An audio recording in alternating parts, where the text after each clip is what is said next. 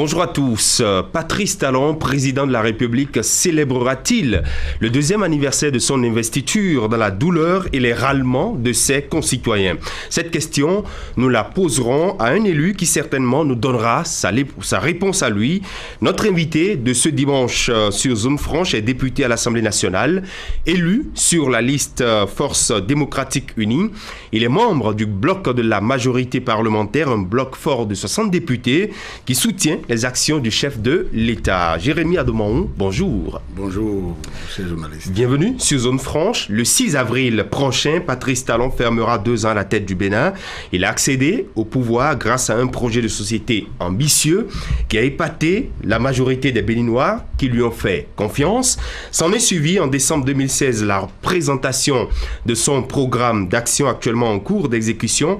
Et cela n'est pas sans conséquence sur les Béninois qui ont vu leur quotidien se dégrader.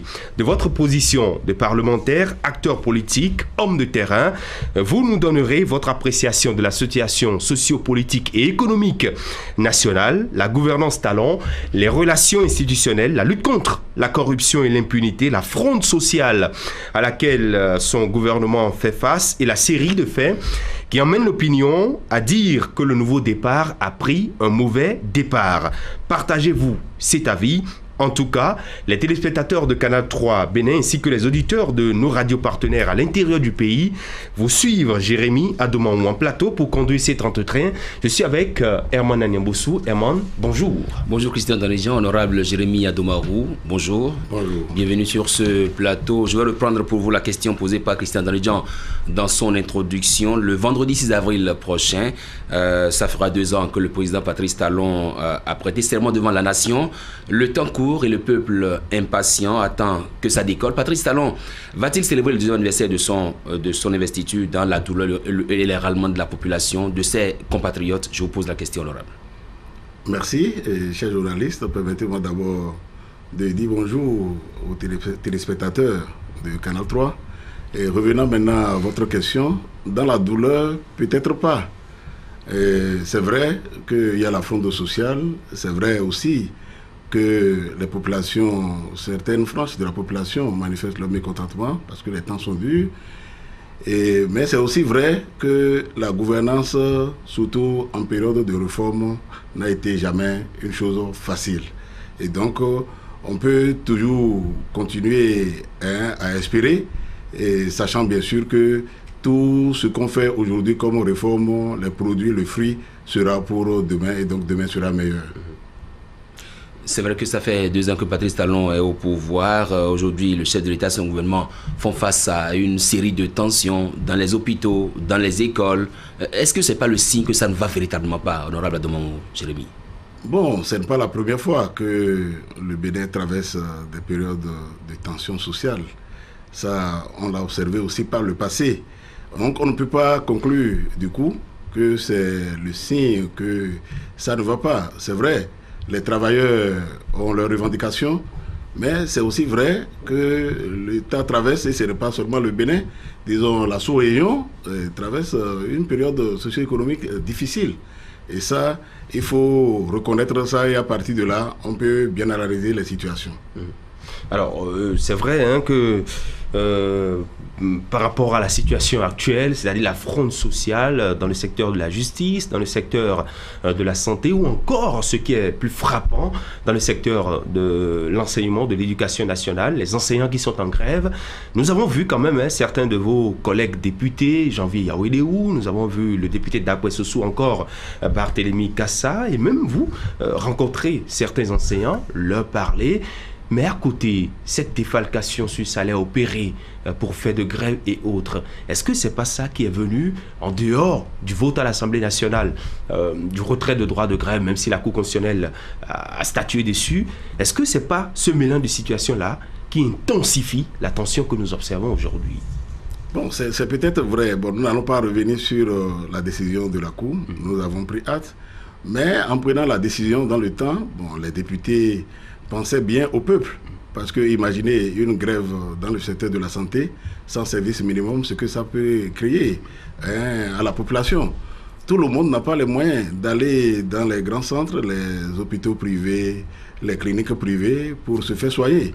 Mais le bas peuple, c'est les centres publics.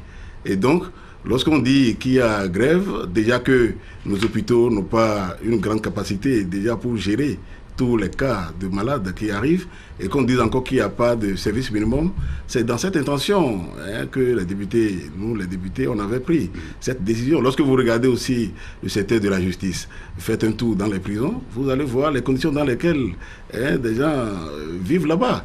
Et ce n'est pas toujours le grand bandit, ce n'est pas toujours le grand voleur qui se retrouve là-bas. Et lorsque vous vous retrouvez dans une situation comme ça, où de grève en grève, de report en report, vous n'êtes jamais présenté devant un juge, vous voyez ce que ça crée pour la population. Donc c'est pour tout ça que nous avons pris la décision, mais puisque la Cour nous a retourné la copie, nous avons pris acte.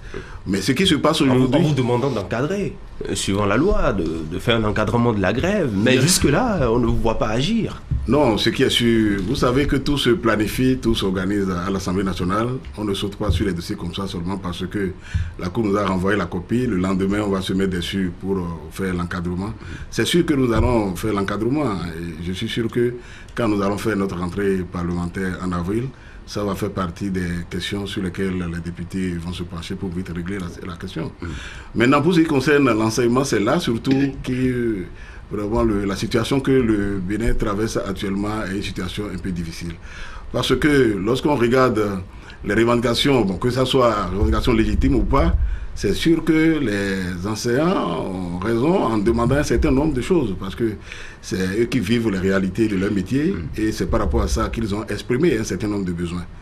Mais quel que soit le temps que le gouvernement va mettre, que les revendications soient échelonnées dans le temps, pour donner satisfaction, si on s'en va jusqu'à faire blanchir l'année, vous voyez que c'est les parents d'élèves. Vous craignez ça? Vous craignez que l'année soit blanchie? Bien sûr, nous continuons de nourrir l'espoir que des deux côtés, que ce soit du côté des enseignants, que du côté du gouvernement, que les deux côtés feront en sorte que nous n'arrivions pas à faire blanchir l'année. Est-ce que l'espoir continue d'être nourri quand vous avez fini de rencontrer les enseignants? Bien sûr, puisque... Quel a été le message que vous leur avez passé et qu'est-ce qu'ils vous ont dit en retour? Non, les enseignants ne peuvent que revenir sur leur situation et les différents points de leurs revendications et le niveau de satisfaction qu'ils trouvent, disons, pas satisfaisant. Mais ce que nous leur avons conseillé, c'est de ne pas rompre le dialogue, puisque à tout moment, le consensus peut être trouvé. Et c'est ça notre souhait, c'est qu'il y ait un compromis entre le pouvoir et les enseignants et que les revendications auxquelles le gouvernement ne pourra pas donner tout de suite satisfaction soient échelonnées dans le temps. Et comme ça, je pense que les enseignants vont accepter de reprendre les classes pour le bien-être des élèves et des parents d'élèves. Est-ce que sur la question des réformes, par exemple, les enseignants peuvent vous dire que les réformes sont engagées sans une concertation préalable? Cette question est discutable. Parce que s'il faut toujours espérer ou estimer faire des concertations avant d'engager des réformes, je pense qu'on ne va pas toujours avancer. Toute réforme est difficile à vivre. Et donc, s'il faut avoir le consentement, le consensus au niveau de tout le monde avant d'engager, je pense qu'on ne va pas avancer. Lorsqu'il y a un programme de gouvernement et pour atteindre un certain nombre d'objectifs, il est nécessaire de faire un certain nombre de réformes, le gouvernement engage les réformes. Bon, maintenant, s'il faut attendre un consensus ou un pourparler avec d'autres corps d'abord avant d'engager, je pense que le pays ne va pas avancer.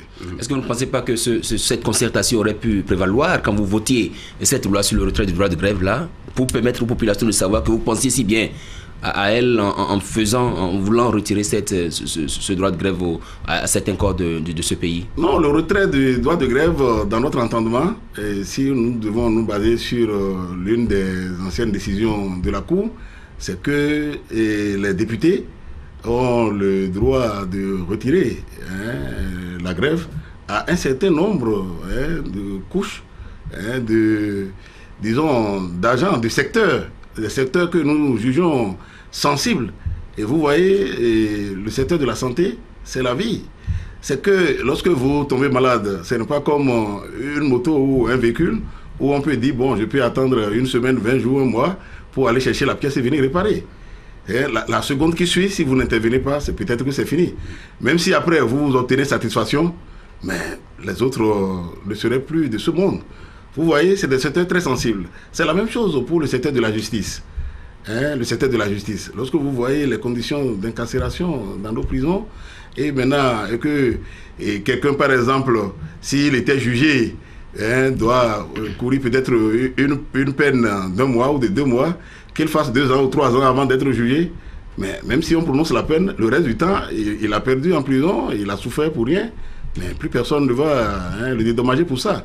Vous voyez, donc c'est tout ça là qui nous a animés à prendre la décision. Mais puisque la décision de la Cour est sans recours, nous avons pris hâte. Dès que nous allons faire notre entrée parlementaire, nous allons procéder à l'encadrement. C'est vrai que les choses ont évolué dans le temps, juste après que le retrait du droit de grève soit, disons, au niveau de la Cour constitutionnelle revu et statué. La Cour a pris sa décision, mais nous avons vu quand même le chef de l'État rencontrer les responsables syndicaux, il leur a parlé à cœur ouvert, mais par la suite, on constate qu'il y a eu une défalcation sur les salaires de ceux-là qui sont allés en grève. Est-ce que ce n'est pas une situation qui est venue envenimer un peu ce que nous connaissons jusque-là? Peut-être quand on écoute les syndicalistes, c'est ça qui encore radicalise un peu la position de certains parmi eux. Mais il faut reconnaître que la défalcation aussi, c'est reconnu par les tests. Et ce que nous devons conseiller aux agents à qui ce retrait a été fait, cette défalcation a été faite, c'est d'accepter lorsqu'ils auraient gagné un minimum dans les revendications, la liste qu'ils ont présentée au gouvernement, c'est de reprendre, quitte à continuer à négocier que cette défalcation leur soit retournée. Mais exiger encore ça là en même temps, c'est comme si on crée encore un bras de fer, on crée une nouvelle revendication qui servira de bras de fer entre les acteurs sociaux et l'État. Et bien si déjà sur la liste de départ, un minimum est fait, comme je le dis, et que le reste peut être échelonné dans le temps, qu'ils acceptent reprendre, quitte à continuer à négocier. Ce qui est un peu gênant aujourd'hui, c'est que on n'attend pas toujours que les négociations échouent avant de rentrer en grève. Et c'est ça. Donc, parce que la démarche est tout le temps ou parfois biaisée du côté des syndicalistes. C'est ça surtout. On ne peut pas dire qu'on recommence la grève parce qu'il y a eu défalcation. Il faut d'abord négocier avec le pouvoir pour que le pouvoir refuse de retrocéder et qu'on sente une mauvaise volonté du côté de l'exécutif. Et là maintenant, bon, on peut dire encore qu'on peut réagir et aller en grève. Mais aller directement en grève parce qu'il y a eu défalcation, même si on a satisfaction, même si on a un minimum de satisfaction dans la liste des revendications présentées à l'exécutif, je trouve que la démarche est à corriger. Au niveau, par exemple, de l'intersyndicale de la maternelle de primaire, il y a eu suspension de la grève. Au niveau du SNEC, enseignement supérieur, également suspension de la grève. Au niveau du front, ils sont divisés par rapport à la suspension au nom de la grève. Est-ce que vous pensez là qu'il y a une certaine main invisible, comme l'insinuent certaines déclarations? Non, bon. Il faut dire qu'au Bénin, on cherche trop les mains invisibles dans tout ce qui se passe. On cherche les mains invisibles. Si les gens trouvent satisfaction dans la série de revendications qu'ils ont présentées à l'exécutif, s'ils ont un minimum qu'ils jugent acceptable pour reprendre les classes, bon, pourquoi va-t-on trouver une main invisible derrière? Moi, je ne crois pas. Je crois que ceux qui ont pris la décision de suspendre la grève, certainement qu'ils ont reçu un minimum, ils ont trouvé satisfaction dans, disons, même si c'est partiel, une satisfaction dans ce que le gouvernement a pu donner dans la liste de revendications qu'ils ont eu à présenter. On a pu suivre par exemple le ministre de l'enseignement maternel primaire ou un ministre quand même du gouvernement qui une fois sur le terrain disait que c'est un droit reconnu à des gens de pouvoir aller à l'école sans être inquiétés par les grévistes. Et là, on a suivi quand même la semaine qui a suivi, il y a eu un déploiement de forces de l'ordre sur le terrain pour que ceux qui veulent aller travailler dans les écoles puissent le faire aisément. Est-ce que selon vous, c'est pas une manière de plonger encore dans l'impasse? Non, je pense que force doit rester à la loi et la liberté de chacun de nous doit être respectée. Si certains trouvent satisfaction et pensent qu'il faille reprendre les classes, je ne vois pas pourquoi d'autres vont les empêcher d'y aller. Et l'État, dans son rôle régalien, doit assurer la sécurité de chacun de nous tous. Donc si on sent que quelque part il y a de l'insécurité ou bien certains veulent aller perturber la quiétude de ceux qui veulent reprendre, c'est normal que l'État renforce la sécurité à ces endroits. Je ne trouve pas ça anormal. Et quelle est selon vous la solution pour sortir de l'impasse actuelle dans laquelle nous sommes? La solution, c'est ça que je vous dis, c'est que les acteurs sociaux acceptent la main tendue du gouvernement, le minimum qui leur est proposé dans la liste des revendications, quitte à échelonner le reste dans le temps, compte tenu des conditions socio-économiques difficiles que toute la région traverse. Ce n'est pas le Bénin seul qui vit ces situations. Et vous allez entendre dans d'autres pays aussi, de la sous-région, et même plus loin de nous. C'est pratiquement, cette front sociale, c'est pratiquement dans la sous-région. Alors, vous demandez aux acteurs sociaux d'accepter la main tendue du gouvernement. Le gouvernement également, de l'autre côté, invite les acteurs sociaux ou ses partenaires sociaux, comme il a l'habitude de le dire, à la table de négociation. Mais très souvent, on a constaté qu'il n'y a pas d'avancée notable dans les discussions, dans les échanges. Finalement, on se pose la question de savoir qui est animé de bonne foi et qui est animé de mauvaise foi. De votre position, quand vous analysez cette situation, pour vous, qui est animé de bonne foi et qui est animé de mauvaise foi? Bon, c'est difficile de parler de mauvaise foi. Mais je pense, si déjà il y a un groupe d'enseignants qui a accepté reprendre les classes, c'est sûr que le gouvernement a donné satisfaction à un certain nombre de leurs revendications, même s'il y a une satisfaction partielle. Et donc, c'est la même chose que nous demandons aux autres qui sont encore sur leur position de ne pas reprendre les classes. Si tant qu'un minimum a été fait, le reste, on peut toujours continuer les négociations, échelonner dans le temps, quitte à sauver. Parce que le grand problème, c'est quoi? Surtout pour le côté des enseignants. C'est que c'est les élèves et les parents d'élèves qui sont les grands perdants de cette grande crise. Imaginez par exemple qu'au bout du rouleau, si on n'arrive pas à rattraper le temps, nous ne le souhaitons pas, et qu'il y ait année blanche, même si les enseignants trouvent satisfaction après, et qui sont ceux qui auraient perdu dans cette bataille-là? C'est les parents d'élèves et les élèves. Parce qu'eux, ils ne pourront jamais rattraper ce temps perdu. Ils ne pourront jamais rattraper cette année. D'autres, ça va créer un préjudice sur leur vie. Parce que, imaginez, si quelqu'un est, par exemple, à un âge limite pour passer un concours et que juste la perte de cette année-là l'amène à franchir la limite et qu'il ne puisse jamais encore passer un concours pour entrer dans la fonction publique, c'est l'effet de peut-être l'année blanche qu'on ne souhaite pas qui aurait créé ça. On ne va pas souhaiter ça, mais pour éviter ça, c'est surtout les partenaires sociaux qui vont, à mon avis, accepter la main tendue du gouvernement et reprendre les revendications qu'ils présentent aujourd'hui. Tout n'est pas venu hier. Il y a des revendications qui datent de longtemps. Donc ils peuvent toujours échelonner et projeter d'autres revendications dans le temps, quitte à avoir la bonne ou la mauvaise foi du gouvernement de satisfaire ces revendications-là dans le temps ou pas. Alors, mais malheureusement, lorsqu'on fait le point, depuis 1991, sous chaque régime, on constate toujours qu'il y a toujours ces revendications, ces mouvements d'humeur au niveau des travailleurs. Quand est-ce que, finalement, on peut finir avec cette situation qui, en tout cas, fait reculer le Bénin? Oh, c'est difficile. Et pour ma petite expérience, je peux vous dire que ce n'est pas évident qu'un gouvernement puisse régler tous les problèmes d'un coup. Parce que chaque revendication a un coût.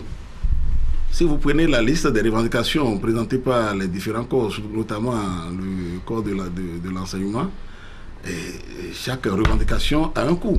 Il faut que le gouvernement évalue et se voit capable d'honorer ces engagements sans porter préjudice aux autres activités qui sont prévues dans son programme avant de donner satisfaction. Je pense que c'est la raison fondamentale parce que... Mais est-ce que ce n'est pas le langage de vérité qui fait défaut par moment du côté du gouvernement, c'est-à-dire dire véritablement aux partenaires sociaux, écoutez, voici ce qu'il y a fondamentalement dans les caisses de l'État, on ne pourra pas satisfaire vos revendications par ça, mais on peut prendre des engagements et par la suite honorer véritablement ces engagements. Mais il y a des partenaires sociaux qui connaissent le fond de la marmite. Il y a des syndicalistes dans tous les secteurs, même au niveau du secteur du ministère des Finances. Donc ils savent comment les recettes évoluent au niveau de l'État. Et ils savent aussi comment les dépenses évoluent.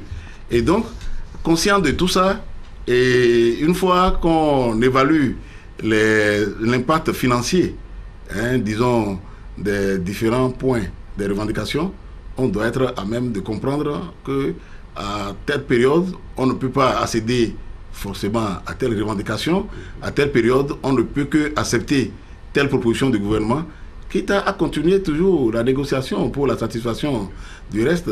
Ce qui est évident, c'est qu'aucun gouvernement, à mon avis, ne pourra donner satisfaction totale à l'ensemble des revendications présentées par les différents corps. On a pu voir dans un journal la semaine une interview de Martin Assogba, vous le connaissez sans doute, le président de l'ONG Alcrer, qui disait que les difficultés auxquelles nous sommes confrontés aujourd'hui viennent du régime passé. Est-ce que vous partagez ce point de vue-là? Bon, c'est discutable. C'est vrai que dans plusieurs secteurs, si on voit les réformes que le gouvernement Talon fait aujourd'hui, on sent qu'il y a eu du gaspillage de ressources au niveau de certains acteurs des gouvernements antérieurs. Si on prend par exemple le secteur des voyages officiels, pour ce qui nous a été présenté à l'Assemblée, quand vous comparez les dépenses effectuées les 3 dernières années, pas les 3 dernières années, les années antérieures, les 3 dernières années avant la prise de pouvoir du président Talon, lorsque vous comparez les chiffres, vous allez constater qu'il y a une grande différence, un grand écart. Mais on vous dira que les réalités ne sont pas les mêmes, la gestion du pouvoir n'est pas la même chose. Peut-être que l'autre président de la République et son gouvernement avaient beaucoup plus d'ambition et qui parcourait le monde, qui allait négocier des investissements et autres pour le pays. Bon, le président Talon ne nourrit pas des ambitions pour le Bénin. Mais il ne voyage pas beaucoup. Bon, ce n'est pas toujours à travers, à mon avis, ce n'est pas toujours à travers les voyages qu'on peut apporter le maximum pour son pays. Ce n'est pas linéaire. Il n'est pas dit que lorsque vous voyagez beaucoup, vous allez toujours beaucoup apporter pour votre pays. Vous pouvez voyager sans rien obtenir. Et donc, il faut tout optimiser, surtout dans la rareté des ressources au niveau mondial et au niveau sous-régional. Actuellement, nous voyons lors des ratifications à l'Assemblée, et les prêts concessionnels là où les taux sont bas, on les trouve rarement maintenant sur le marché. Et donc ça veut dire que ce n'est pas seulement à notre niveau ici que les conditions sont difficiles. Il faut tenir compte de tout ça et optimiser, gérer au mieux le peu de ressources que nous-mêmes nous arrivons à produire à travers les recettes fiscales. Et je pense que c'est ça qui se fait actuellement avec le président Talon. Dans cette crise-là, on a pu voir le chef de l'État face au clergé, face à la communauté islamique, face à beaucoup d'autres personnes, y compris les femmes de nos marchés. Et on croyait qu'avec cette série de rencontres, la situation allait connaître un dégel, la crise allait connaître un dégel. Mais bon, ça s'est aggravé. Est-ce que finalement, vous ne voyez pas que ces rencontres-là n'ont pas tenu leurs fruits? On ne peut pas encore dire ça. Peut-être que ces acteurs, notamment les femmes, le clergé, les gens des églises évangéliques que le président de la République a rencontrés, peut-être que ces personnalités sont en train de travailler dans l'ombre. On ne peut pas du coup dire que ces échanges que le chef de l'État a eus avec ces personnalités n'ont pas porté leurs fruits. Bon, attendons de voir, mais nous continuons, nous autres, de nourrir l'espoir que la crise sera conjuguée au passé et que les acteurs vont reprendre et que l'année sera sauvée pour les élèves, les étudiants et les parents d'élèves. Parce que c'est de ça qu'il s'agit. À un moment donné, il faut accepter des compromis pour permettre que d'autres couches de la population ne soient pas les couches les plus, disons, les couches les plus perdantes dans la situation que nous vivons. Et notamment, nous, quand on voit les enfants encore à la maison, quand on voit la peine des parents d'élèves que nous sommes, nous tous, dans cette situation socio-économique un peu difficile, et vous voyez, ça ne fait pas du bien. Et c'est pour ça que nous lançons encore un appel à tous ces acteurs pour que, par simple patriotisme, qu'ils revoient un peu leur position pour la reprise des activités pour le bien-être des populations. L'année sera sauvée, c'est le souhait de tout bon Béninois, en tout cas de la maternelle au primaire. La situation de grève que nous traversons, que nous connaissons, n'est pas du tout, disons, intéressante. Quelle est la garantie alors pour que l'année prochaine, si éventuellement cette année scolaire et académique était sauvée, que l'année prochaine, qu'on ne vive pas ou qu'on ne tombe pas dans la même situation qui crée la psychose dans la tête des Béninois, dans le quotidien des Béninois, surtout des parents d'élèves et des élèves? Bon, tout dépend de la feuille de route sur laquelle le gouvernement va s'entendre avec les acteurs sociaux. Si finalement, c'est le gouvernement qui a le grand rôle à jouer. Non, s'il y a des points qui sont reportés, par exemple, pour l'année prochaine, au niveau des revendications, si le gouvernement joue sa partition en respectant ces points-là, dans le temps, je ne vois pas pourquoi les mêmes crises vont être encore l'année prochaine. Je pense qu'une fois que le problème est bien ciblé, maintenant, si les négociations aboutissent par consensus, ou pas même un compromis, je pense que ça ne doit pas trop jouer sur l'année scolaire prochaine. Alors, c'est vrai que lorsque vous vous rapprochez de ces acteurs sociaux, de ces syndicalistes et autres, ils disent bien souvent que la situation que le Bénin connaît aujourd'hui, ce que nous traversons, ce que nous vivons, ne vient pas forcément du chef de l'État, mais qu'autour du chef de l'État, il y a certaines personnes qui ne lui disent pas la vérité, qui ne lui rendent pas compte de la réalité du terrain. Est-ce qu'il n'y a pas des choses à revoir alors dans la gouvernance du président, dans son entourage et le rapport qu'il doit entretenir finalement avec son peuple, parce que certains pensent que lui, il est au sommet, mais que entre lui et le bas peuple, il y a une longue distance qui les sépare. Bon, pour ce que je sais, je ne crois pas que l'entourage du chef de l'État soit fautif. Il y en a qui sont vraiment indexés, on ne va pas citer de noms. Les noms qui reviennent à tour de rôle, très souvent. Bon, à ma connaissance, moi, je ne pense pas que ça soit l'entourage. Ça peut être peut-être de votre position. Parce que le chef de l'État, quel que soit l'entourage immédiat, est à l'écoute aussi du peuple. Le chef de l'État n'écoute pas que seulement son entourage immédiat et agit sur cette base. Je ne crois pas. Le chef de l'État est à l'écoute du peuple et c'est bien ce qui se passe sur le terrain. Au-delà même des comptes rendus que les proches, les proches peuvent lui faire. Le grand problème qui amène à ne pas donner satisfaction dans l'immédiat à certaines revendications, à mon avis, c'est la disponibilité, disons, des ressources financières par rapport au coût induit certainement par ces revendications. Et c'est pour ça que moi je parle d'échelonnement dans le temps. Si on ne peut pas donner satisfaction aujourd'hui, on peut tout au moins, et si on reconnaît la légitimité de cette revendication, on peut l'échelonner et dire, bon, dans 1 an, dans 2 ans, je peux donner satisfaction à telle revendication, et dans 3 ans, je peux donner satisfaction à telle revendication. Et si la crainte, c'est la non-tenue des promesses. Bon, et c'est ça on prend des engagements, mais on ne les respecte pas par la suite. Non, normalement, dans la durée. Normalement, si on veut que la paix règne, si on prend des engagements, s'il y a une feuille de route où chacun des deux côtés, que ce soit du côté des syndicalistes que du côté du gouvernement. Chacun prend des engagements. Je pense qu'on doit pouvoir respecter les engagements pour que la paix règne. Jérémy Adoumarou, de votre position de député membre du BMP, il y en a qui pensent que c'est vous qui êtes en fait l'instigateur de cette crise à laquelle on assiste actuellement pour avoir voulu forcément retirer le droit de grève à certains corps de ce pays. Est-ce que vous voyez dans cette peau-là? Non et non. Si c'est le cas, comme vous le dites, du moment où... Parce que tout est parti de là, tout est parti de cette fameuse loi-là qui devait retirer le droit de grève à certains corps. Oui, tout est parti de là. Mais si c'est ça qui est à l'origine de la crise, ça veut dire que la crise aurait déjà cessé depuis que la Cour a mis fin à la récréation en retournant la copie aux députés et en leur demandant de faire un encadrement au lieu de supprimer. Vous voyez? Et donc, je ne peux pas accepter que ça soit le vote du retrait du droit de grève à un certain nombre de corps qui soit à l'origine de cette fronde sociale. Si c'est le cas, normalement, il devait déjà arrêter. Et nous avons observé effectivement que les magistrats ont suspendu, ou même ont arrêté la grève, et suite à la décision de la Cour de retourner la copie aux députés pour un encadrement au lieu de la suppression. Mais nous avons été surpris par la suite que la grève soit encore engagée à nouveau dans ce secteur. Tout à l'heure, Christophe faisait la question par rapport à l'entourage du chef de l'État, le rapport qu'il doit entretenir avec ses compatriotes. Est-ce que vous n'avez pas l'impression, vous n'avez pas le sentiment qu'il y a des choses à revoir dans la gouvernance Talon?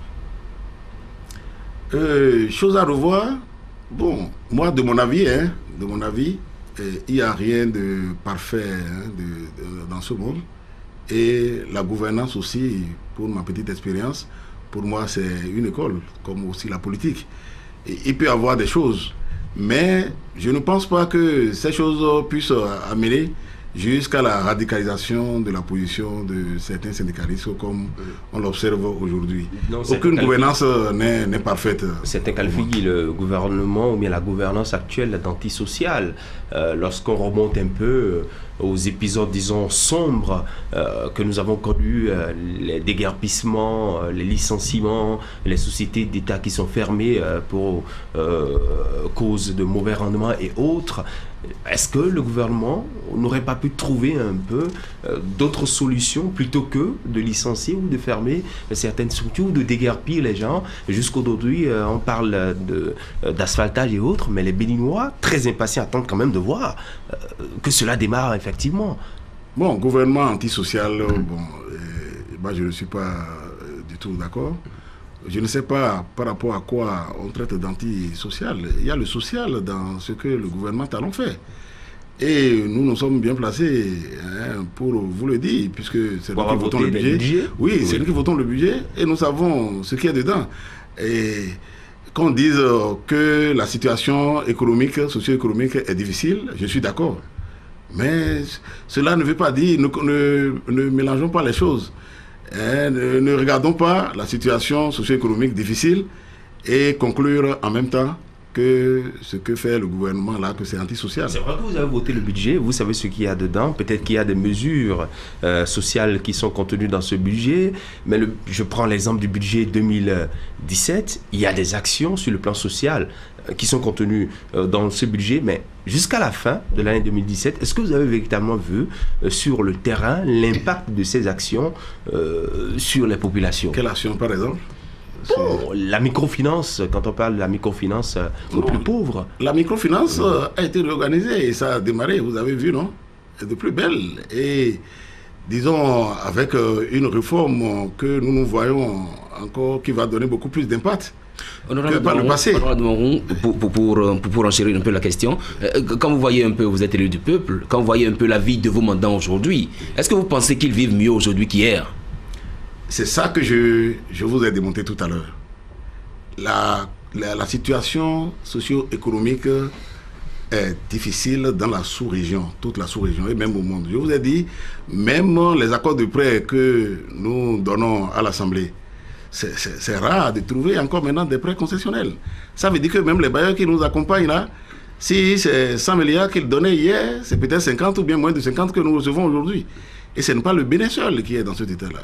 Je vais vous faire une confidence. Il y a environ 2 semaines ou 3 semaines, moi j'ai été en mission au Burkina où j'ai des collègues, même qui sont d'un niveau donné.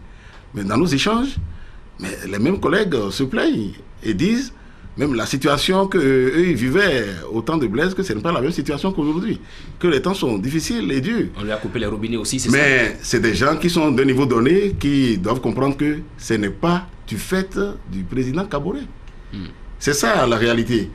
La situation socio-économique est difficile, c'est ça que beaucoup confondent à, disons, gouvernement antisocial, parce que les gens, trouvaient des facilités hier qui n'ont plus aujourd'hui.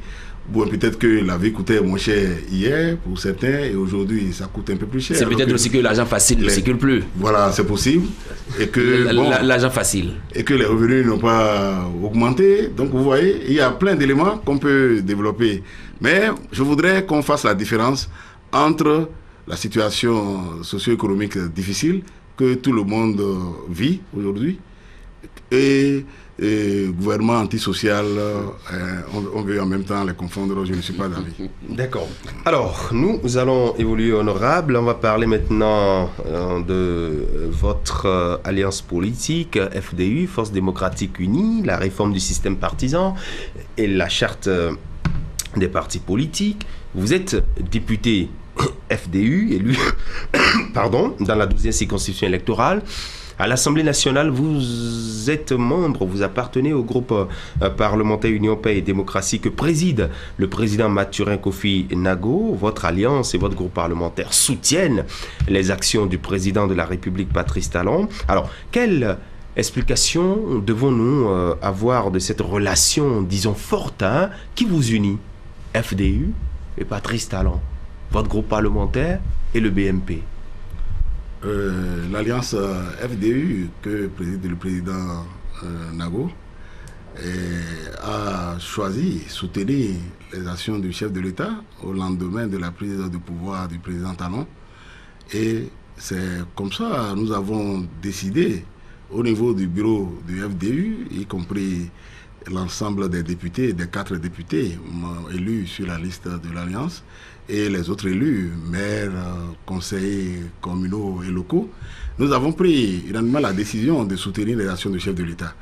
Et lorsque dans le processus, d'autres alliances et d'autres forces politiques ont fait le même choix que nous, il est évident qu'on puisse se mettre ensemble pour soutenir la gouvernance du président. Ensemble. Est-ce que ce n'est pas un soutien à l'aveuglette? Parce que c'est lui qui est au pouvoir, et bien on le soutient. Non, pour ceux qui nous connaissent au sein des FDU, je ne peux pas dire que c'est un soutien à l'aveuglette.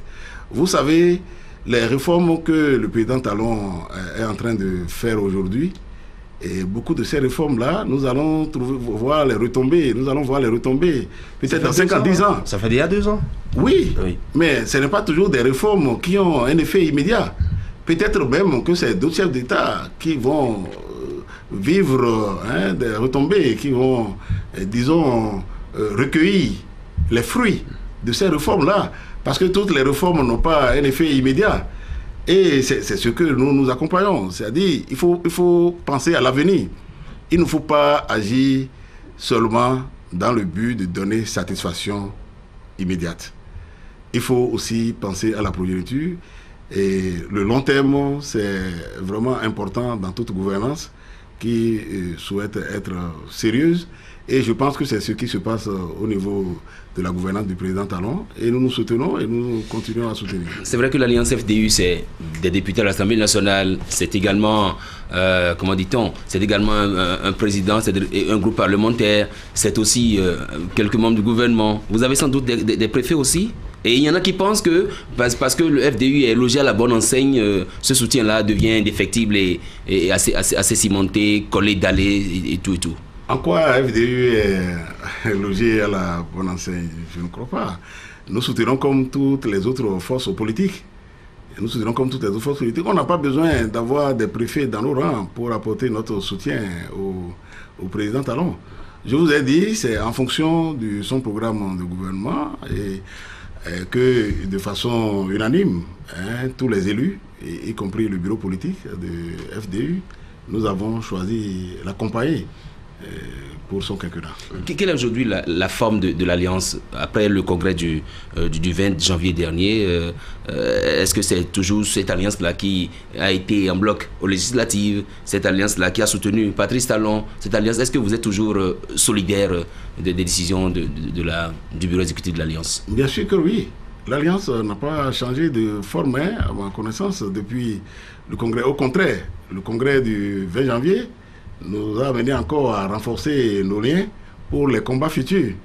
Donc actuellement, nous sommes encore plus déterminés, plus solidaires que même hier. Vous savez, toute force politique qui naît, évolue, grandit et cherche à avoir beaucoup d'expérience pour beaucoup plus de victoires.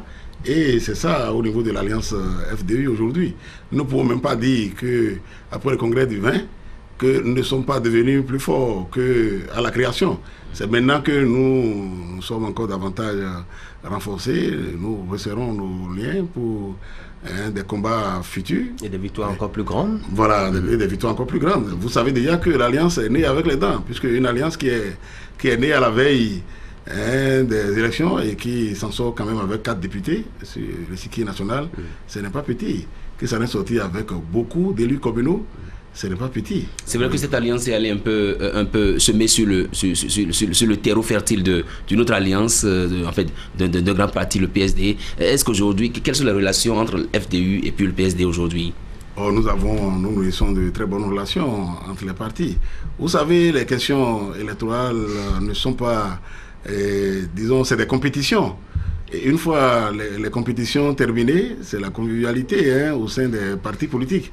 En attendant d'autres joutes électorales. Donc, je ne peux pas dire que le fait que l'Alliance FDU est allée côtoyer d'autres alliances pour... Elle est côtoyer ou à pétanquer plutôt d'autres alliances? Pour moi, on ne peut pas dire pétanquer. Puisque nous ne sommes pas... C'est une compétition. Et une compétition, ce n'est pas une guerre pour qu'on parle de pétanquer. Non, je pense que on peut employer le verbe côtoyer. Le verbe côtoyer, oui. Côtoyer dans la douleur peut-être, parce que vous avez quand même arraché quelques plumes à ces alliances-là qui se croyaient en territoire conquis. Non, bon, tous les partis politiques au niveau national, et c'est d'ailleurs même, comme nous allons l'aborder tout à l'heure, l'utilité des réformes. Tous les partis politiques peuvent, disons, conquérir le pouvoir dans tous les départements, dans toutes les localités du Bénin. Il n'est pas dit que c'est tel ou tel parti seulement qui a le terrain et donc aucun autre parti ne pourra jamais avoir des élus dans cette zone. Je pense que la démocratie n'est pas conçue comme ça. Alors, vous avez dit que votre alliance FDU soutient le pouvoir et les députés à l'Assemblée nationale, au nombre de 4 qui, disons, sont membres du bloc de la majorité parlementaire, apportent leur soutien au chef de l'État, alors même que, suivant les tests, l'Assemblée nationale est une institution de contre-pouvoir. Est-ce que c'est normal? Est-ce qu'il n'y a pas, disons, un amalgame quand on dit qu'un député soutient les actions du chef de l'État ou de son gouvernement, alors que le député est appelé à contrôler l'action gouvernementale?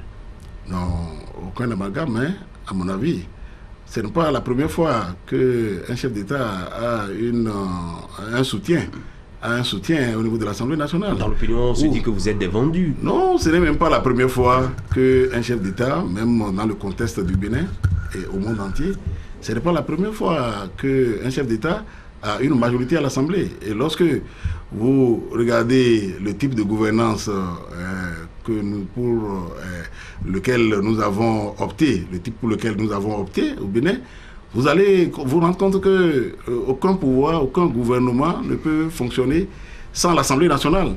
Donc avoir une majorité à l'Assemblée nationale, ce n'est pas une mauvaise chose en soi. Au contraire, c'est ça qui doit normalement faire avancer le pays, permettre au chef de l'État de mettre en œuvre courageusement et correctement son programme d'action.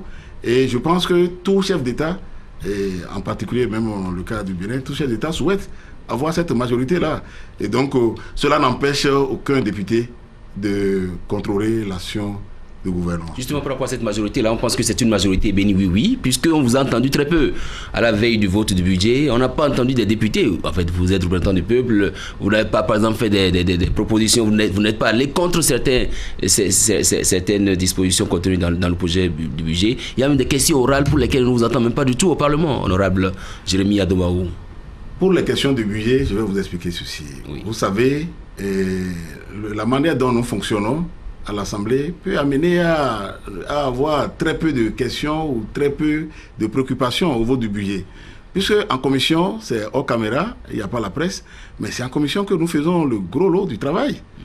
Et en commission, lorsque vous posez des questions, lorsque vous avez des préoccupations, lorsque vous interpellez le gouvernement sur telle ou telle rubrique, et que le gouvernement vous donne satisfaction en commission, ou bien prend en compte vos observations. Nous avons fait beaucoup d'amendements lors des travaux en commission. Le gouvernement a donné satisfaction au maximum des amendements. Mais si vous avez tout ça et que vous trouvez satisfaction dedans, vous allez revenir en plénière pour dire encore quoi? Pour faire du matu-vu. C'est ça. Donc les quelques questions peut-être ou les quelques préoccupations qui sont revenues en plénière, c'est peut-être des préoccupations qui n'ont pas trouvé satisfaction en commission. Sinon, si vous êtes satisfait en commission, je pense que vous n'aurez pas d'autres éléments que de voter le budget. Et sur les questions orales, par exemple, sur lesquelles nous ne vous entendons pas du tout, il n'y a que les députés de la minorité qui posent ces questions-là. Non, ça, ce n'est pas vrai. Et même moi qui suis devant vous ici, j'ai fait des questions au gouvernement. Et je participe même actuellement à une commission d'enquête parlementaire, la commission Maria Gleta, j'en suis le rapporteur.